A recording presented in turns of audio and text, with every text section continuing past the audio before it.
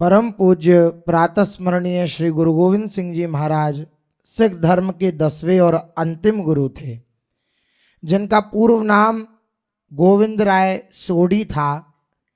इनका जन्म पौष सुदी सप्तमी 1723 विक्रम संवत्सर को बिहार के पटना में हुआ था। इनके पिता 9वें गुरु श्री गुरु तेग बहादुर जी उस समय बंगाल और असम की यात्रा कर रहे थे। 1670 में पटना लौटकर उन्होंने अपने परिवार को पंजाब लौटने का निर्देश दिया। गुरु गोविंद सिंह जी प्रारंभिक शिक्षा में पंजाबी, ब्रज, संस्कृत और फारसी भाषाएं पढ़ना और लिखना शामिल था। वे मुश्किल से 9 साल के थे जब उनके जीवन के साथ साथ पूरे सिख समुदाय के जीवन में अचानक एक ऐसा मोड़ आया जिसका नेतृत्व इन्हें करना पड़ा। श्री गुरु तेग बहादुर जी शाही राजधानी दिल्ली चले गए और 11 नवंबर 1675 को शहादत को प्राप्त हुए। श्री गुरु गोविंद सिंह जी को मगहर सुदी पंचमी 1732 संवत को औपचारिक रूप से गुरु नियुक्त किया गया। समुदाय की चिंताओं के साथ अपने जुड़ाव के बीच उन्होंने शारीरिक कौशल और साहित्यिक उपलब्धि में महारत हासिल करने पर ध्यान दिया। वे एक ऊर्जावान युवा गुरु बन गए। उनमें काव्य रचना की स्वाभाविक प्रतिभा थी और उनके प्रारंभिक वर्ष इस कार्य में लगन पूर्वक लगे। श्री गुरु गोविंद सिंह जी का अधिकांश रचनात्मक साहित्यिक कार्य पावंटा में हुआ। उन्होंने यमुना नदी के तट पर स्थापना की थी और अप्रैल 1685 में वे अस्थायी रूप से इस स्थान पर स्थानांतरित हो गए थे। पावंटा में अपने प्रवास के दौरान श्री गुरु गोविंद सिंह जी ने अपने खाली समय का उपयोग घुड़सवारी, तैराकी, तीरंदाजी जैसे विभिन्न प्रकार के व्यायामों का अभ्यास करने और कराने में व्यतीत किया।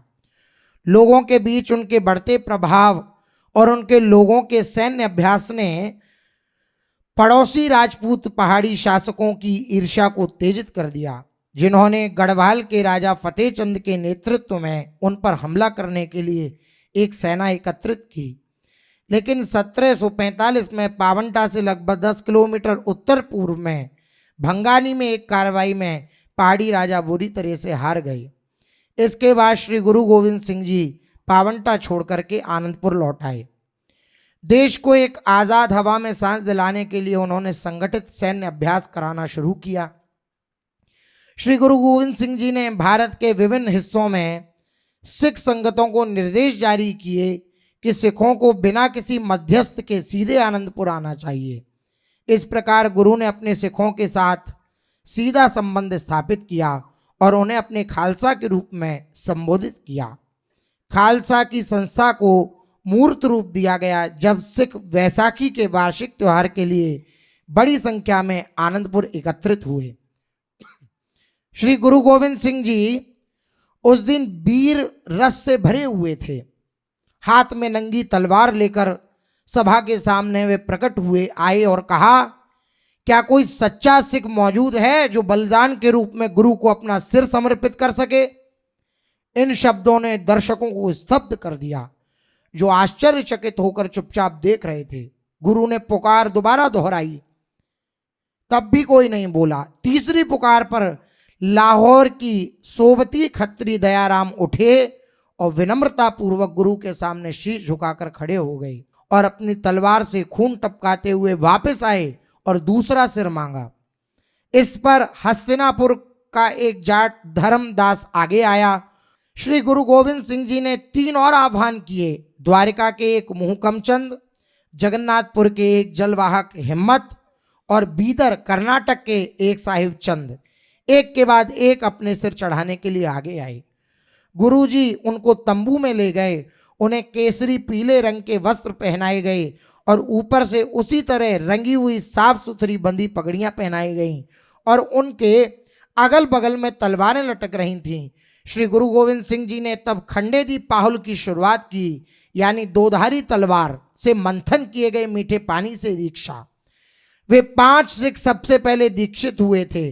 श्री गुरु गोविंद सिंह जी ने उन्हें पंज प्यारे कहा, जो गुरु की 5 समर्पित आत्माएं थीं।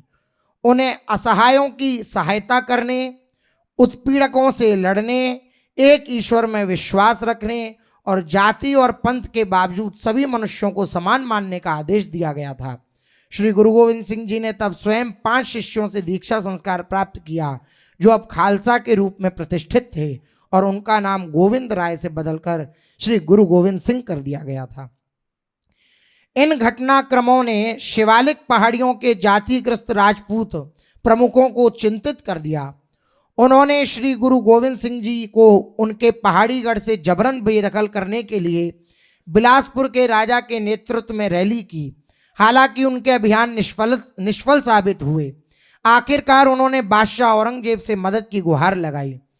लाहौर के गवर्नर और सरहिंद के फौजदार के शाही आदेशों के तहत भेजी गई टुकड़ियों के साथ मिलकर उन्होंने आनंदपुर पर चढ़ाई की और किले की घेराबंदी कर ली। कई महीनों तक गुरु और उनके सिख दृढ़ता से आगे बढ़े, लड़े। लंबे समय तक नाकाबंदी के कारण भोजन की भारी कमी के बावजूद उनके लगातार हमलों का सामना किया, जबकि घिरे लोग हताशा की स्थिति में आ गए थे। जिन्होंने घेरा था वे हताशा की स्थिति में आ गए थे। घेरने वाले भी सिखों की दृढ़ता से निराश थे। इस चरण में घेरने वालों मुसलमानों ने कुरान की गंभीर शपथ पर और हिंदू पहाड़ी राजाओं ने गौमाता की शपथ पर सिखों को आनंदपुर छोड़ने पर सुरक्षित निकास की पेशकश की कि हम शपथ खाते हैं, हम आपको सुरक्षित छोड़ देंगे।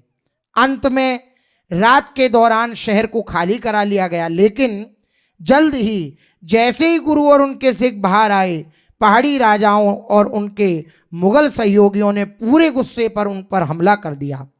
आगामी भ्रम में कई सिख मारे गए और अधिकांश कीमती पांडुलिपियों सहित गुरु का सारा सामान खो गया। गुरु स्वयं बमुश्किल 40 सिखों और अपने 2 बड़े बेटों के साथ आनंदपुर से 40 किलोमीटर दक्षिण पश्चिम में चमकौर जाने में सक्षम थे। वहां शाही सेना ने उनका पीछा करते हुए उन्हें पकड़ लिया। उनके 2 बेटे अजीत सिंह और जुझार सिंह और 5 को छोड़कर सभी सिखों के ऊपर कार्रवाई हुई और वे मारे गए। जीवित बचे 5 सिखों ने गुरु से खुद को बचाने के लिए प्रार्थना की, खालसा को फिर से मजबूत करने के लिए। श्री गुरु गोविंद सिंह जी अपने 3 सिखों के साथ मालवा के जंगल में भागकर गए। उनके 2 मुस्लिम भक्त गनी खान और नबी खान बड़े व्यक्तिगत जोखिम में उनकी मदद कर रहे थे। श्री गुरु गोविंद सिंह जी के 2 छोटे बेटे जोरावर सिंह और श्री फतेह सिंह और उनकी माता गुजरी को आनंदपुर खाली करने के बाद उनके पुराने नौकर और अनुरक्षक गंगू ने धोखा दे दिया। उन्हें घर ले जाकर के सरहिंद का जो फौजदार था उसको सूचना करके श्री जोरावर सिंह और श्री फतेह सिंह और उनकी माता गुजरी जी को उनके हवाले कर दिया फौजदार के, जिन्होंने छोटे बच्चों को जीवित दीवार में चिनवाकर मार डाला था। उनकी माता गुजरी की भी उसी दिन शहादत हो गई। 2 सिखों दया सिंह और धर्म सिंह को जफरनामा के साथ दक्षिण में अहमदनगर भेजा गया ताकि वे इसे औरंगजेब को सौंप सकें, फिर उस शहर में शिविर में। इधर श्री गुरु गोविंद सिंह जी ने पश्चिम की ओर अपना मार्च जारी रखा। अपनी भारी संख्या के बावजूद मुगल सेना गुरु को पकड़ने में विफल रही और उन्हें हराकर सेवानिवृत्त होना पड़ा। लक्की जंगल देश में कुछ समय बिताने के बाद श्री गुरु गोविंद सिंह जी तलवंडी साबो पहुंचे, जिसे अब दमदमा साहिब कहा जाता है। 9 महीने से अधिक समय तक वहां रहने के दौरान फिर से हजारों सिख उनके साथ जुड़ गए। श्री गुरु गोविंद सिंह जी दक्षिण के लिए प्रस्थान कर चुके थे। वे राजस्थान में बाघोर के पड़ोस में थे जब अहमदनगर में सम्राट औरंगजेब की मृत्यु की खबर आई। यही वह समय था जब मृत सम्राट के पुत्र उत्तराधिकारी के लिए चुनाव लड़ने के लिए तैयारी कर रहे थे। बहादुर शाह ने आगरा में हुई एक बैठक के लिए श्री गुरु गोविंद सिंह जी को आमंत्रित किया। सम्राट बहादुर शाह को इस समय जयपुर के कछवाहा राजपूतों के खिलाफ और फिर दक्कन की ओर बढ़ना पड़ा, जहां उनके सबसे छोटे भाई काम बख्श ने विद्रोह का मानक बढ़ाया था। श्री गुरु गोविंद सिंह जी ने नांदेड़ में कुछ समय रुकने का फैसला किया। यहाँ उनकी मुलाकात एक बैरागी माधोदास से हुई। उनका नाम बदलकर गुरु बख्श सिंह लोकप्रिय नाम बंदा सिंह रखा गया। श्री गुरु गोविंद सिंह जी ने बंदा सिंह को अपने तरकस से 5 तीर और अपने चुने हुए 5 सिखों सहित एक अनुरक्षक दिया और उन्हें पंजाब जाने और प्रांतीय अधिपतियों के अत्याचार के खिलाफ अभियान जारी रखने का निर्देश दिया। सर हिंद के नवाज वजीर खान को श्री गुरु गोविंद सिंह जी के साथ सम्राट के सौहार्दपूर्ण व्यवहार पर चिंता महसूस हुई। उनके एक साथ दक्षिण की ओर बढ़ने से उसे ईर्ष्या होने लगी और उसने अपने 2 भरोसेमंद लोगों को गुरु की हत्या करने की साजिश में लगाया। इससे पहले कि सम्राट के साथ उसकी बढ़ती दोस्ती से कोई नुकसान होता, ये 2 पठान जमशेद खान और वासिल बेग ने गुप्त रूप से गुरु का पीछा किया, उनका निजी बनके। एक शाम जब वह प्रार्थना के बाद अपने कक्ष में विश्राम कर रहे थे तो इन दोनों ने श्री गुरु साहिब के ऊपर हमला कर दिया। इससे पहले कि वे एक और झटका मार पाते, श्री गुरु गोविंद सिंह जी ने उस पर अपनी तलवार से वार कर दिया, जबकि उसका भागता हुआ साथी सिखों की तलवार से नीचे गिर गया, जो शोर सुनकर सारे सिख आए थे। जैसे ही खबर बहादुर शाह जफर के शिविर तक पहुंची, उन्होंने गुरु की देखभाल के लिए कोल नाम के एक अंग्रेज विशेषज्ञ सर्जनों को भेजा। घाव को तुरंत सिल दिया गया। थोड़े दिन में ऐसा प्रतीत हुआ कि वह घाव ठीक हो चुका है। लेकिन एक दिन बहादुर शाह जफर ने एक सुंदर धनुष भेजा। जैसे ही गुरु ने एक दिन एक कठोर धनुष को खींचने के लिए ताकत लगाई, वह जो घाव था वह फिर से फूट गया, वह टांके खुल गए, वह टूट गया, अत्यधिक खून बहने लगा। गुरुजी ने इलाज को मना कर दिया और कार्तिक सुदी पंचमी 1775 को महाराज गुरु गोविंद सिंह जी शस्त्र पहनकर घोड़े पर सवार होकर चिता में खुद प्रवेश कर गए, जहां पर आज तख्त साहिब हुजूर साहिब नांदेड़ बना हुआ है। अंत आने से पहले श्री गुरु गोविंद सिंह जी ने पवित्र ग्रंथ को सामने लाने के लिए कहा। भाई दया सिंह श्री गुरु ग्रंथ साहिब को लाने के लिए गए, उनका आदेश पालन किया और श्री गुरु ग्रंथ साहिब जी को श्री गुरु के सामने उपस्थित किया। गुरु ने उनके सामने 5 पैसे और एक नारियल रखा और गुरु ग्रंथ साहिब जी के सामने अपना सिर झुकाया। उन्होंने संगत से कहा, यह मेरी आज्ञा है, श्री ग्रंथ जी को मेरे स्थान पर रखें। जो कोई इसे स्वीकार करेगा वे अपना प्रतिफल प्राप्त करेगा, गुरु से बचा लेंगे, इसे सत्य जानो। इस प्रकार श्री गुरु गोविंद सिंह जी ने पवित्र ग्रंथ गुरु ग्रंथ साहिब को उचित समारोह के साथ उत्तराधिकारी प्रदान किया, जिससे व्यक्तिगत गुरुओं की परंपरा समाप्त हो गई। उन्होंने कहा, गुरु की आत्मा अब से ग्रंथ और खालसा में होगी। गुरु ग्रंथ साहिब में निःशब्द अब से और हमेशा के लिए सिखों के लिए गुरु बने रहेंगे। उन्होंने कहा, आज्ञा भई अकाल की तभी चलायो पंथ, सब सिखन को हुक्म है गुरु मानियो ग्रंथ। पूज्य प्रातः स्मरणीय गुरु गोविंद सिंह जी की अमृतमय वाणी। प्रभु तो कहाँ लाज हमारी, प्रभु तो कहाँ लाज हमारी, नीलकंठ नरहरि नारायण, नील बसन धारी, प्रभु तो कहाँ लाज हमारी। परम पुरुष परमेश्वर स्वामी, पावन पौन आहारी, माधव महाज्योति मधुमर्दन, मान मुकुंद मुरारी, प्रभु तो कहाँ लाज हमारी। निर्विकार निर्जर निद्रा बिनु, निर्विक नरक निवारी, कृपा सिंधु काल भय दर्शी, कुकृत प्रनाशनकारी, प्रभु तो कहाँ लाज हमारी। धनुर्बाण धृतमान धराधर, अनविकारी असिधारी, होमति मंद चरण शरणागत, कर गहिले उबारी, प्रभु तो कहाँ लाज हमारी। देश विदेश नरेशन जीत, अनेक बड़े अवनेश संहारे, आठों ही सिद्धि सब नवनिधि, समृद्धिन सर्व भरे गृह सारे। चंद्रमुखी बनिता बहुत धरी, माल भरे नहीं जात सम्हारे, नाम विहीन अधीन भय जम, अंत को नागे ही पाई सिधारे। पहले पद में श्री प्रभु की विनती कर रहे हैं कि हे प्रभु, आपको ही हमारी लाज की रक्षा करनी है।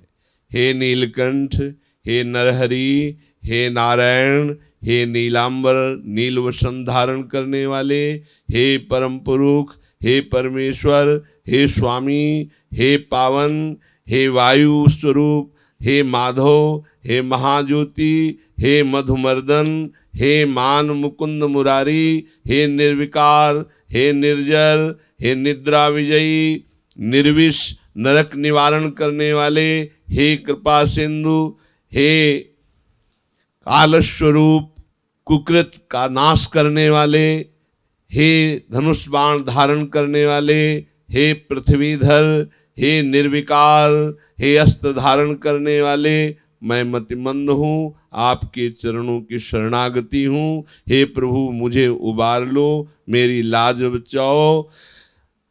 इस दूसरे पद में कह रहे हैं कि चाहे देश विदेशों पर विजय प्राप्त करके बड़े राजा बन गए हो, या साधना करके आठों सिद्धियां नौ निधियां सब मिल गई हो, बड़ी सुंदर अप्सरा जैसी स्त्री हो, खूब माल संभाला नहीं जा रहा, इतना वैभव हो, पर हे भाई, यदि नाम जप नहीं है, नाम के बिना तुम नंगे पैर यहाँ से जाओगे, अर्थात कुछ भी तुम्हारे साथ नहीं जाएगा, केवल नाम ही तुम्हारे साथ जाएगा। प्राणी परम पुरुष पग लागो, हे भाई, परम पुरुष परमात्मा की शरण में हो जाओ। सोवत कहा मोह निद्रा में, कबहू सुचित हुए जागो। हे भाई, सुंदर चित्त से प्रभु का चिंतन करते हुए जगो, इस मोह निद्रा में क्यों सो रहे हो। औरन कहा उपदेशत है पशु, तोई प्रबोधन लागो। संचत कहा परे विषयन, कहा कबहू विषय रस त्यागो। हे भाई, दूसरों को क्या उपदेश कर रहे हो, पशुवत आचरण करते हो, दूसरों को उपदेश करते हो, तुम्हारे ऊपर कोई उपदेश चढ़ा, तोई प्रबोधन लागो।